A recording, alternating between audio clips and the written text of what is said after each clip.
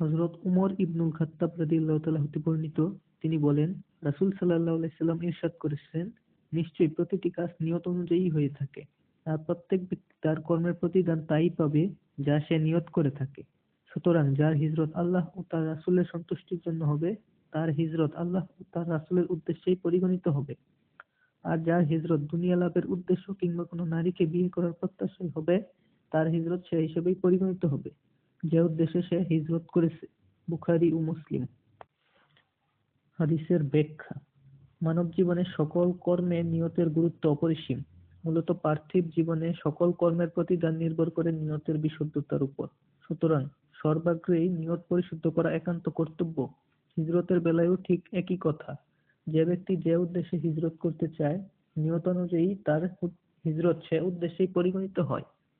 আর এজন্যই মেশকাত প্রণেতা আল্লামা শায়খ ওয়ালিউদ্দিন রহমাতুল্লাহ আলাই তার মিশকাতুল মাসাবিহ শীর্ষক হাদিস গ্রন্থটির শুরুতেই এ হাদিস উপস্থাপন করে স্বীয় নিয়তের বিশুদ্ধতা প্রকাশ করেছেন।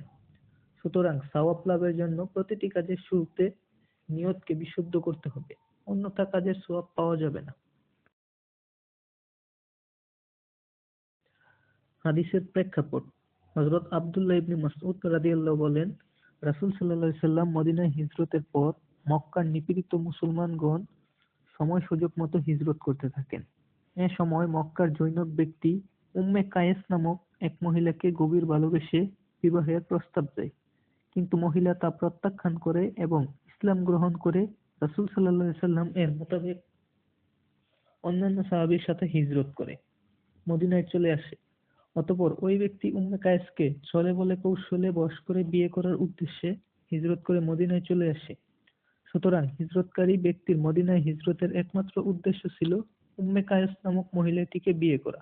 হযরত জিবরাইল আলাইহিস সালাম এর মাধ্যমে মহানবী সাল্লাল্লাহু আলাইহি ওয়াসাল্লাম ওই লোকটির হিজরতের আসল উদ্দেশ্য জানতে পারলেন, যে রাসূল সাল্লাল্লাহু আলাইহি ওয়াসাল্লামের আদেশ পালন কিংবা আল্লাহর সন্তোষ ও সওয়াব লাভ করা কোনোটিই তার নিয়ত ছিল না। রাসূল সাল্লাল্লাহু আলাইহি ওয়াসাল্লাম তখনই মুহাজিরদেরকে ডেকে আলোচ্য হাদিস ইরশাদ করেন।